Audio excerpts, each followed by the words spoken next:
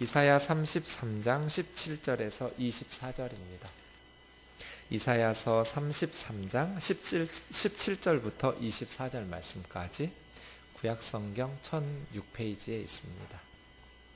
제가 읽겠습니다. 내 눈은 왕을 그의 아름다운 가운데에서 보며 광활한 땅을 눈으로 보겠고 내 마음은 두려워하던 것을 생각해내리라. 계산하던 자가 어디 있느냐? 공세를 계량하던 자가 어디 있느냐? 망대를 계수하던 자가 어디 있느냐? 내가 강포한 백성을 보지 아니하리라. 그 백성은 방언이 어려워 내가 알아듣지 못하며 말이 이상하여 내가 깨닫지 못하는 자니라. 우리 절기의 시온성을 보라. 내 눈이 안정된 처소인 예루살렘을 보리니 그것은 옮겨지지 아니할 장막이라. 그 말뚝이 영영이 뽑히지 아니할 것이요 그 줄이 하나도 끊어지지 아니할 것이며 여호와는 거기에 위엄 중에 우리와 함께 계시리니 그곳에는 여러 강과 큰 호수가 있으나 노 젓는 배나 큰 배가 통행하지 못하리라. 대저 여호와는 우리 재판장이시오 여호와는 우리에게 율법을 세우신 이시오 여호와는 우리의 왕이시니 그가 우리를 구원하실 것임이라.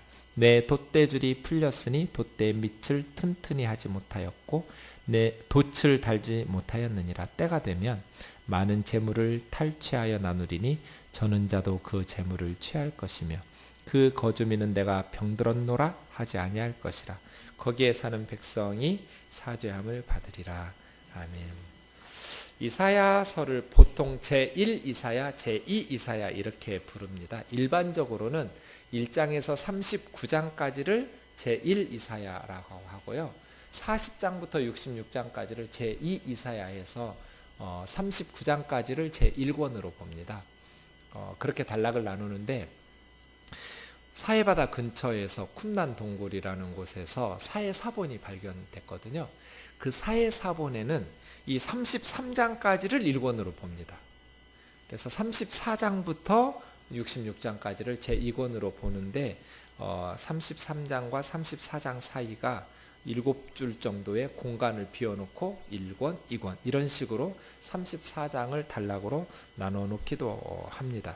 그렇게 보면 오늘 33장이 오늘 본문이 1권의 마지막 부분인데요. 보통 내용상으로 39장까지를 1권으로 치고 있기는 하지만 어쨌든 여기에서 소단락이 이렇게 끊어지는 감이 있긴 합니다. 32장과 33장에서는 이스라엘의 회복, 예루살렘의 구원에 대해서 이야기하고 있습니다. 그 중에 오늘 마지막 파트인데요. 예루살렘이 어떻게 해야 회복될 수 있을까요? 하나님께서 구원을 베푸셔야 회복될 수 있죠. 그래서예요. 예루살렘의 회복은 단순히 이스라엘을 위협하는 아수르 제국이 물러나는 것 외세의 위협이 사라지는 것을 의미하지 않습니다. 그것은 귀신을 쫓아낸 거하고 마찬가지예요. 귀신이 갈 데 없어서 여기저기 돌아다니다가 내가 나왔던 옛날 우리 집으로 가볼까 하고 그 사람에게 가봤더니 깨끗하게 소재되었고 주인이 없어요. 그래서 더 악한 동물 7을 데려다가 그 사람에게 들어갔다. 예수님 말씀이잖아요. 그럼 그 사람이 예전보다 더 고통스러운 상태가 되어 있었죠. 그래서 언제나 회복이라는 것이 두 가지로 이루어져요. 구원과 회복은 무엇으로부터의 구원, 심판, 죄와 사망, 예루살렘과 유다 백성들로 하면 아수르의 위협과 압제로부터의 구원, 일제가 물러나는 것으로부터의 구원. 근데 그게 끝이 아니에요. 그 다음 정말 의로우신 하나님을 왕으로 섬기는 거죠. 귀신이 나갔으면 그 다음 하나님을 왕으로 삼고 더 열심히 신앙생활하면서 반듯하게 살아야 하잖아요. 그래서 무엇으로부터의 구원만 있는 것이 아니라 무엇을 향해서 무엇으로의 구원이 있는 거예요. 하나님을 향해서 하나님 의로의 그러한 구원. 오늘 본문이 그렇게 이야기하고 있습니다. 회복된 시온성, 회복된 예루살렘에 하나님께서 왕으로 통치하시는 거예요. 단순히 아수르의 위협과 압제가 사라질 뿐 아니라 하나님의 의로우신 통치, 언제나 이 두 가지를 회복이라고 말해요.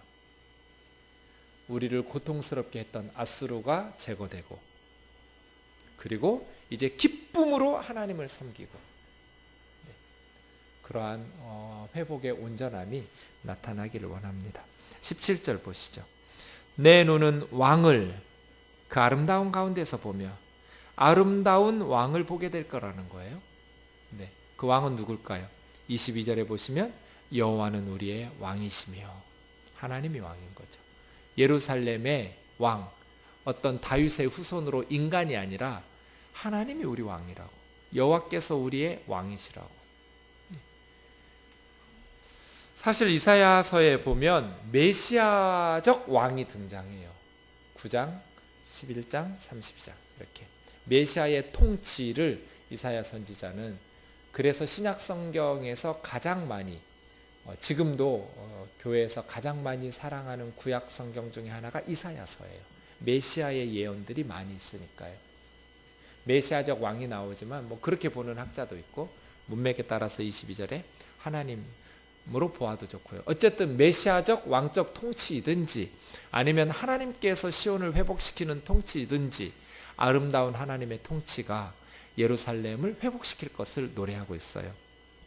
하나님의 아름다우심을 보게 될 것이고, 광활한 땅을 눈으로 볼 것이다. 그러니까 하나님의 통치 가운데에서 먼 곳까지 아주 광활한 땅을 통치하시는 하나님을 보게 될 것이다. 하나님의 통치가 예루살렘에 회복되면 아름다우심을 보게 될 것이고, 또 광활한 곳까지, 먼 곳까지 다스리는 그러한 힘있는 국가를 세우게 될 거다는 것이죠. 33장 18절입니다. 너의 마음은 두려워하던 것을 생각해내리라. 계산하던 자가 어디 있느냐, 공세를 계량하던 자가 어디 있느냐, 망대를 계수하던 자가 어디 있느냐. 세 가지 질문을 하면서 두려워하던 것들, 예전에 아수르에 의해서 억압당하던, 우리 권사님들 모이면은요 아직도 일제시대 얘기를 하세요.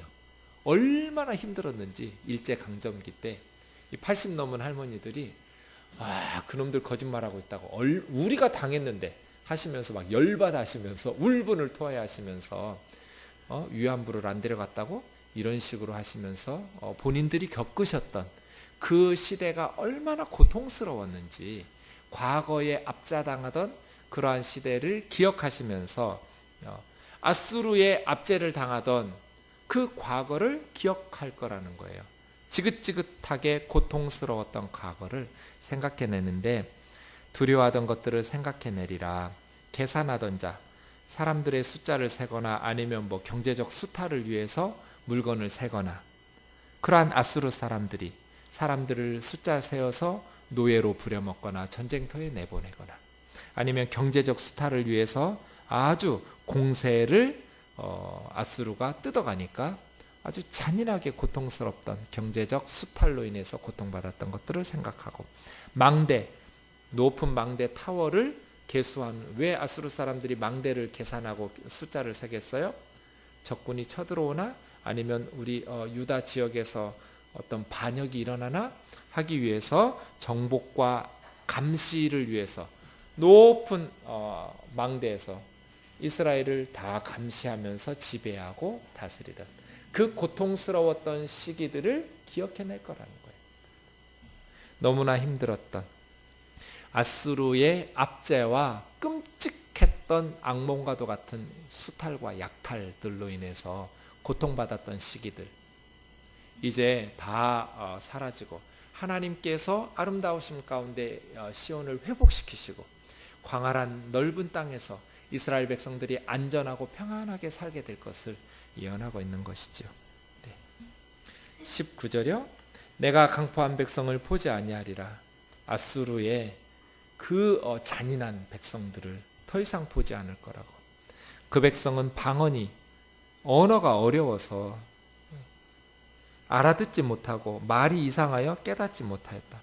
아수르 사람들이 하는 말을 알아들을 수가 없죠, 이스라엘 사람들은. 그런데 사실 이것은 문자적으로 그냥 어렵다, 말이 안 통한다, 의사소통이 안 된다 뿐 아니라 실질적으로 압제하는 아수르 사람들은 고통 가운데서 신음하는 유다 사람들의 말을 들어줄 마음이 없는 거예요. 그냥 유다 사람들이 고통스러워하면 채찍을 휘두르면서 엄살 부린다고 하고 더 수탈하는, 그러니까 강포한 백성이죠. 아수르의 강포함, 아주 잔인한 수탈로 인해서 유다 백성들이 부르짖고 울부짖고 고통과 슬픔을 호소했지만 전혀 그들의 고통에 대해서 알아주지 않고 이해할 마음도 없는, 그 잔인했던, 말 통하지 않는, 언어가 통하지 않는 그러한 잔인한 백성들이 이제는 사라진 것이죠. 그래서예요. 정말 중요한 것이 정의, 공의라고 번역되는 체다카. 이 체데크라는 말을 보통 구약학자들이 공감이라고 해요. 공감. 뭐가 정의냐? 압제당하는 사람과 공감할 수 있는 능력과 그 행동. 굶어 죽어가고 있어요. 나는 먹을 게 많이 있어요. 그런데 이 사람의 것을 도둑질하고 착취하고 빼앗지 않는다고 해서 내가 이 굶어 죽어가고 있는 사람에게 정의롭다, 공의롭게 행해야 했다, 이렇게 말할 수 없죠. 굶어 죽어가고 있는 사람에게 전혀 공감하지 못하는, 그건 정의가 아니에요. 정의란 공감 능력이 기본 바탕에 깔려 있어요. 그게 이제 하나님의 정의죠. 그래서 어느 도시든지 고아와 과부와 가난한 사람들이 있으니까 반 모퉁이를 다 추수하지 말고 남겨두고, 이삭이 떨어졌으면 그 이삭 줍기에서 다 걷어가지 말고, 가난한 사람들, 땅 없는 사람들을 위해서 떨어진 이삭은 줍지 말고, 포도원의 포도를 다 따버리지 말고 가난한 마을 사람들을 위해서 얼마나 남겨야 되느냐? 그럼 믿음의 정도에 따라서 하면 돼요. 네. 사랑과 믿음이 많은 사람들은 이삭 그 반 모퉁이가 더 넓을 거고 포도송이가 더 많이 남아 있을 것이고, 또 믿음이 부족하면 좀 적게 남아 있을 것이고, 몇 분의 몇 이런 식으로 하시지는 않으셨어요. 이걸 정의라고 말해요. 이걸 거룩이라고 말하고. 공감 능력이죠. 그런데 아수르 사람들, 유다 백성들의 고통과 슬픔에 대해서 공감 능력이 전혀 없었던 거예요. 단순히 외국어니까 말이 안 통할 뿐 아니라 공감할 마음이 없으니까. 말이라는 게 바디랭귀지로 다 통하잖아요. 네, 저 베트남 가서도 아무 문제 없었어요. 베트남 말 한마디도 몰라요, 저. 근데 다 통해요. 이 망국 언어, 이 바디랭귀지가 있잖아요. 네, 예스 땡큐면 끝나요, 그냥. 아수르 사람들이 유다 사람들 뭘 원하는지 마음만 있었으면, 공감할 마음만 있었으면 무슨 얘기하고 싶은지 못 알아들어요? 말귀를? 언어가 달라서 몰라요? 그렇지 않죠. 그럴 마음이 없는 거죠. 공감 능력이 없는 거예요. 그걸 정의롭지 못하고 말해요. 정의는 다른 사람을 약탈하고 수탈하는 것뿐 아니라 공감 능력 없음을 말해요. 그래서 공감 능력이 있음을 말해요. 바른 관계가 정의예요. 하나님과의 바른 관계, 이웃과의 바른 관계, 이게 정의로운 관계죠. 하나님의 통치가 좋은 것은 우리의 아픔을 공감하기 때문이에요. 하나님께서 우리의 슬픔을 아시기 때문이에요. 예수님이 내가 선한 목자라고 요한복음 10장에서 말씀하신 이유가 두 가지예요. 나는 양떼를 위하여 목숨을 버리기 때문에, 이게 첫 번째. 나는 양을 위하여 목숨을 버리노라. 양을 살리기 위해서 목자이신 예수님이 대신 십자가에 죽으시기 때문에. 두 번째 이유가 나는 양들을 알기 때문에. 이 공감 능력이거든요. 예수님은 우리의 슬픔도 아시고 우리의 아픔도 아시고 연약함도 아시고, 그래서 예수님은 의로우신 분이에요. 우리를 이해하시고 아시니까 예수님은 선한 목자예요. 좋은 목자죠. 갈수록 공감 능력이 떨어지는 것 같고, 물론 극소수의 일이지만 요즘 우리 사회에서 일어나는 일들을 보면, 아이들의 모습을 보면 정말 너무 가슴이 철렁해요. 어쩌면 남중생도 그러면 안 되지만 여학생들이, 그 어린 아이들이 그렇게 아이들을 죽여놓고 전혀 그 아픔에 대해서 공감할 줄을 몰라요. 어쩌면 그렇게 어린 아이들이 다른 사람의 아픔과 고통에 대해서 그렇게 공감할 줄을 모르고, 공감 능력이, 우리는 기계가 아니잖아요. 로봇이나 기계도 아닌데 전혀 다른 사람의 아픔과 고통과 그 힘겨운 삶들에 대해서 공감할 마음이 없는, 그래서 말이 안 통하는 그 아수르에 대해서 하나님께서 심판하시는 것이죠. 그래서 이 19절 말씀이 참 잔인한, 왜 강포한 백성이라고 말씀하시는가, 왜 잔인한 놈들이라고 말씀하시는가 알아듣지를 못하니까, 고통받는 예루살렘 사람들, 피정복 약소 국가의 서름을 이해할 마음이 전혀 없으니까, 너무너무 잔인하게 억압하고 착취하니까 하나님께서 그들을 심판하시는 것이죠. 20절이요. 우리의 절기의 축제의 중심지가 예루살렘이죠. 명절의 중심인 시온성을 보라. 내 눈이 안정된 처소 예루살렘을 보리니. 하나님께서 왕으로 통치하시니까 예루살렘이 안전한 곳이 되죠. 안전한 처소가 되고, 그 예루살렘은 옮겨지지 아니할 장막과 같이, 이제 텐트에 비유하고 있어요. 예루살렘을.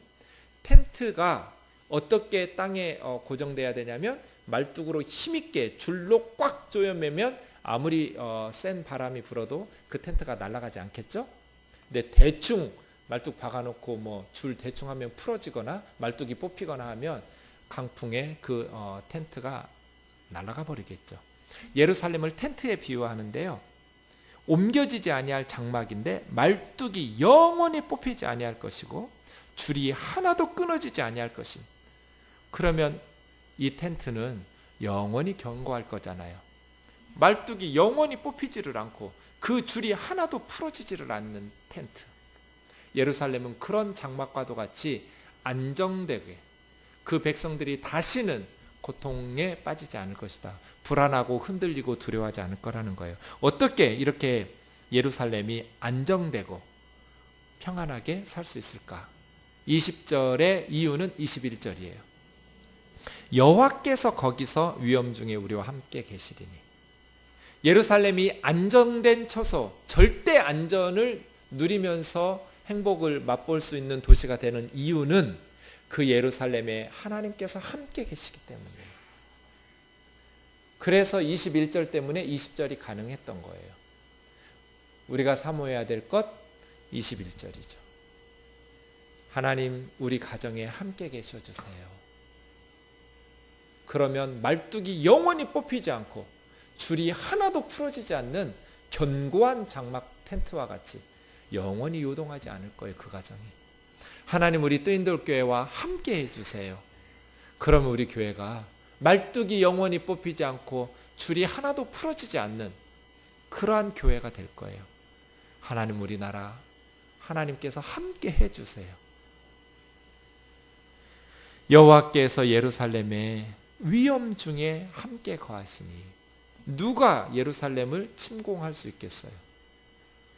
그곳에는 여러 강과 큰 호수가 있으니 노젓는 배나 큰 배가 통행하지 못하리라. 예루살렘 주위에 호수와 강들이 있어서 이게 적들이 접근하지 못하도록 보호해 주는데, 큰 배들, 무기를 실은 그러한 배들이 그 강을 침범할 수는 없는 강이에요. 해자라고 하죠. 도시를 보호해 주는 물, 그런 예루살렘의 안전이죠. 대저 그만. 왜냐하면 왜 예루살렘이 이렇게 안전한 처소가 되는 것인가? 하나님께서 도대체 어떤 분이시기에 하나님께서 예루살렘에 함께 계시면 예루살렘은 그렇게 안전한 처소가 되는가? 영원히 말뚝이 뽑히지 않고 줄이 하나도 풀어지지 않는 텐트 같은가? 22절이요. 여호와는 우리의 재판장이시요 여호와는 우리에게 율법을 세우시니요 여호와는 우리의 왕이시니 그가 우리를 구원하실 것입니다. 재판장 사법, 율법을 세우는 자 입법, 왕 행정, 삼권 분립이죠. 물론 이 시대에는 삼권 분립 이런 생각 없었겠지만 하나님께서 재판장이시고 사법부 기능이에요. 율법을 세우시고 입법부 기능이에요. 왕으로 통치하셔요. 행정부 기능이에요. 하나님께서 사법, 입법, 행정을 주관하시면 그 도시는, 그 나라는 불법과 탈법이 불가능해요. 그렇죠? 하나님께서 재판하시고 하나님께서 법 만드시고 하나님께서 법을 집행하는 왕이신데 어떻게 예루살렘이 불법과 탈법이 가능하겠어요? 이건 역으로 생각해 보면 왜 예루살렘과 유다 백성들이 아수르에 의해서 공격을 받으면서 고난을 받았는가? 입법, 사법, 행정이 부패하고 타락했기 때문이에요. 재판하는 사람들이 뇌물을 받으면서 불법, 불의한 재판을 해주고, 법을 세우는 사람들, 정말 국회의원들이 중요하거든요. 입법자들이. 그 법에 따라서 재판하니까 말이에요. 그렇죠? 그래서 이사야 중에 제가 제일 뜨끔한, 예전에 그 부분 설교할 때 제가 얘기했는데요. 10장 1절이에요. 10장 1절. 이사야 10장 1절 보세요. 이렇게 뜨끔한 구절이 없어요.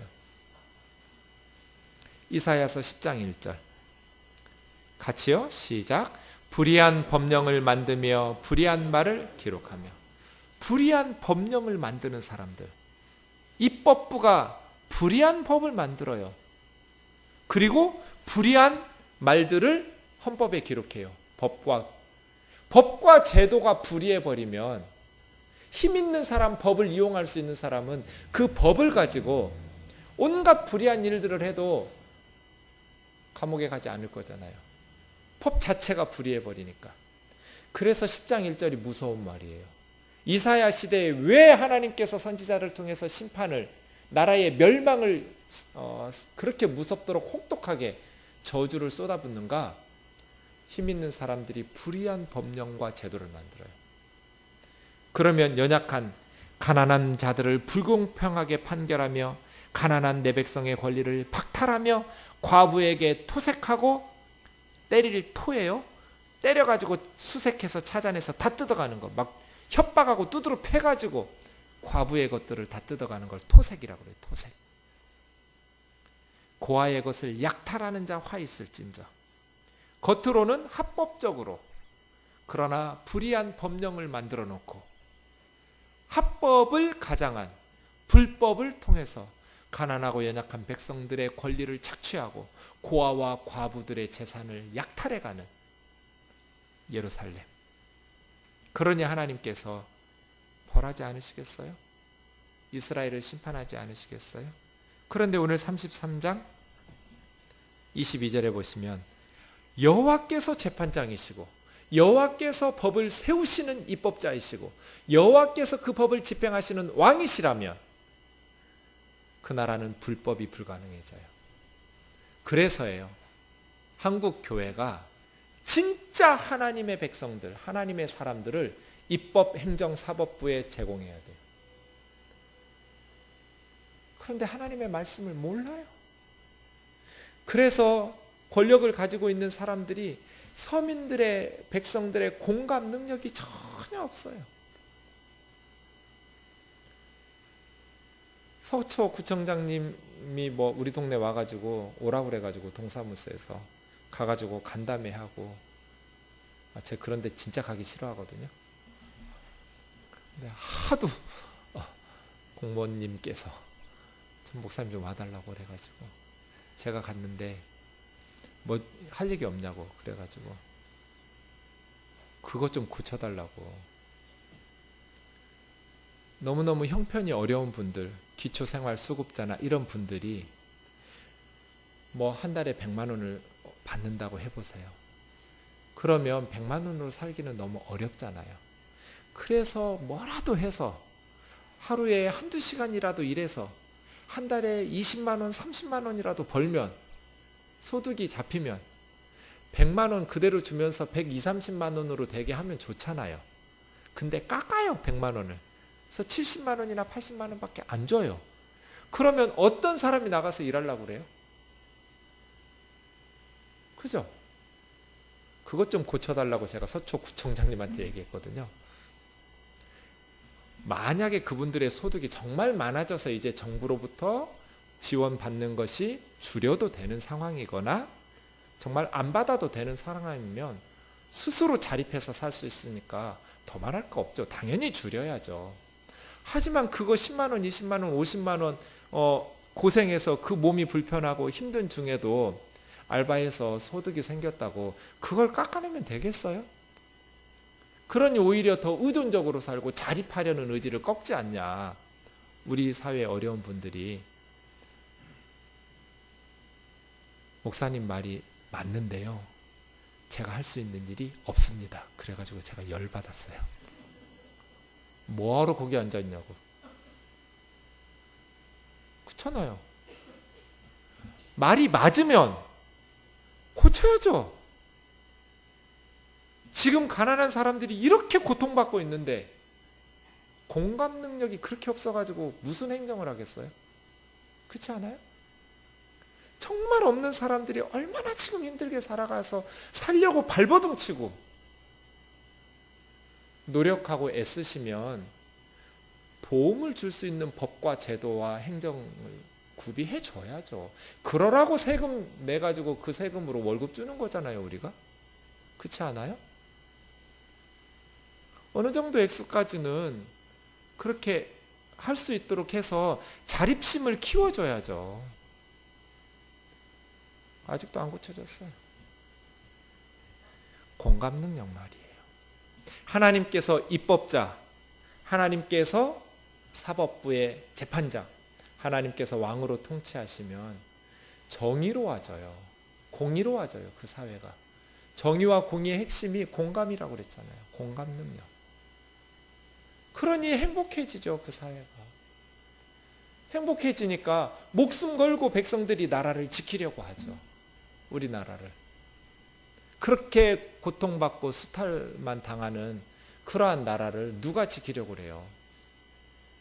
전쟁 나면 다 도망갈 국리만 하죠. 그러니까 말이에요. 하나님께서 어떤 분으로 예루살렘에 거주하시기에 하나님께서 임마누엘로 함께 하시니 예루살렘이 영원히 말뚝 뽑히지 않고 줄이 하나도 풀어지지 않는 견고한 성읍이 되는가? 재판장, 입법자, 왕으로 거주하시기 때문이에요.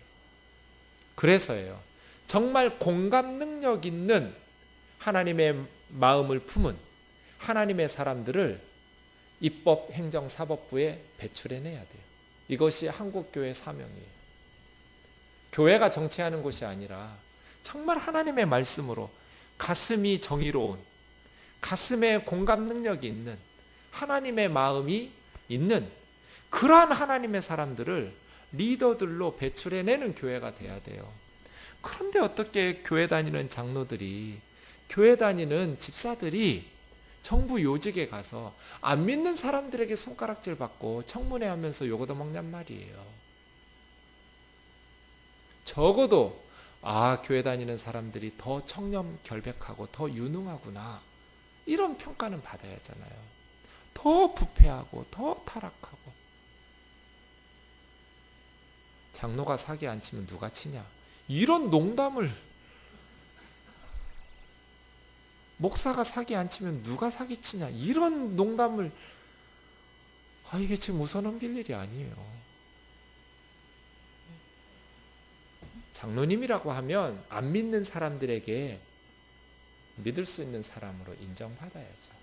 목사님이라고 하면 믿지 않는 세상 사람들에게 그 사람 정직한 사람, 착한 사람, 좋은 사람, 이렇게 인정받아야죠. 그렇잖아요? 하나님께서 우리 재판장이시고 하나님께서 우리에게 율법을 세우시고 하나님께서 왕으로 다스리는 나라, 그런 나라가 회복이에요. 회복은 아수르만 제거하는 것이 아니라 하나님을 왕으로, 재판장으로, 입법자로 세우는 나라. 물론 하나님께서 사람을 통해서 그 일을 하시겠죠. 다윗과 같은 사람을 통해서, 사무엘 선지자 같은 사람들 통해서, 요셉과 다니엘과 같은 하나님의 사람들 통해서 그 일들을 하시겠죠. 23절이요. 내 돛대 줄이 풀렸으니 돛대 밑을 튼튼히 하지 못하였고 돛대 달지 못하였느니라. 때가 되면 많은 재물 탈취하여 나누리니 저는 자도 그 재물을 취할 것이며 그 거주민은 내가 병들었노다 하지 아니할 것이라. 거기 사는 백성이 사죄함을 받으리라. 두 가지로 해석해요. 하나는 지금 이제는 배에 비유한 거잖아요. 돛대를 다는 배. 하나는 예루살렘을 쳐서 공격에 들어오는 원수들의 배. 그것보다는 이제 자기들을 괴롭혔던 이방 나라를 정복하는 이스라엘의 배로 보는 게 나을 것 같아요. 그런데 돛대 줄이 풀렸어요. 출항하면 돼요, 안 돼요? 안 돼요. 준비가 안 된 거예요. 돛대 밑을 튼튼히 하지 못했어요. 돛을 달지 못했죠. 그러니까 아직 때가 되지 않은 거예요.